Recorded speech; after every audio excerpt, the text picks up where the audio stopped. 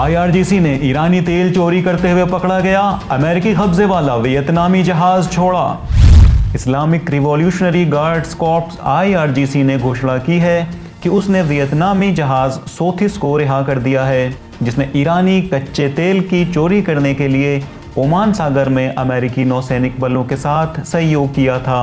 IRGC ने घोषणा की है कि टैंकर से ईरान के तेल को निकालने के बाद जब्त किए गए जहाज सोथिस को ईरान के दक्षिणी तट पर बंदर अब्बास में फारस की खाड़ी के पानी में छोड़ दिया गया था। ईरान का तेल चोरी करने के अमेरिका के प्रयास को विफल करने वाले बहादुर IRGC बलों के सम्मान में बुधवार को एक समारोह का आयोजन किया गया।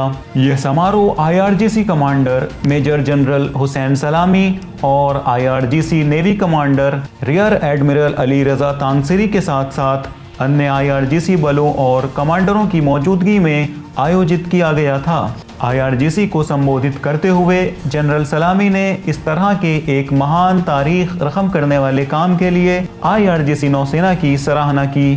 उन्होंने जोर देकर कहा कि IRGC बलों ने अमेरिकी नौसैनिक बेड़े के साथ टकराव में एक पेशेवर अंदाज अपनाया।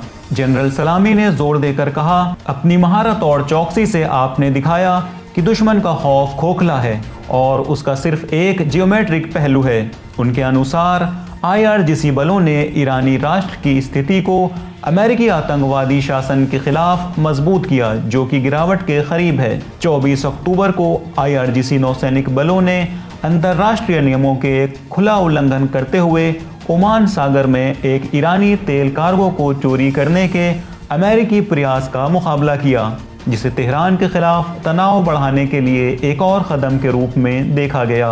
अमेरिका ने ओमान सागर के पानी में एक्सपोर्ट के लिए ईरानी तेल ले जा रहे एक टैंकर को जब्त कर लिया और कच्चे माल को एक दूसरे टैंक में ट्रांसफर कर दिया, बाद में जिसको एक अनजान रास्ते की ओर भेज दिया गया। IRGC नौसैनिक बलों ने टैंकर को घेरने के लिए फौरन कार्रवाई की और सैनिकों को हेलीबोर्न ऑपरेशन में जहाज के डेक पर उतारा और इसे ईरान के क्षेत्रीय जल की ओर मोड़ दिया। फिर कई अमेरिकी सैन्य हेलीकॉप्टर और युद्धपोत ऑयल टैंकर को पकड़ने के लिए दौड़ पड़े, लेकिन ईरानी नौसैनिक बलों की फैसलाकुन और शक्तिशाली कार्रवाई की वजह से कामयाब नहीं हो पाए।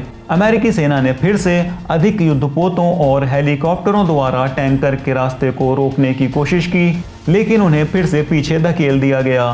तेल टैंकर फिलहाल ईरान के जल क्षेत्र में है। सब्सक्राइब करिए विलायत न्यूज़ को ताकि ऐसे ही अहम खबरें आप तक पहुंचती रहें।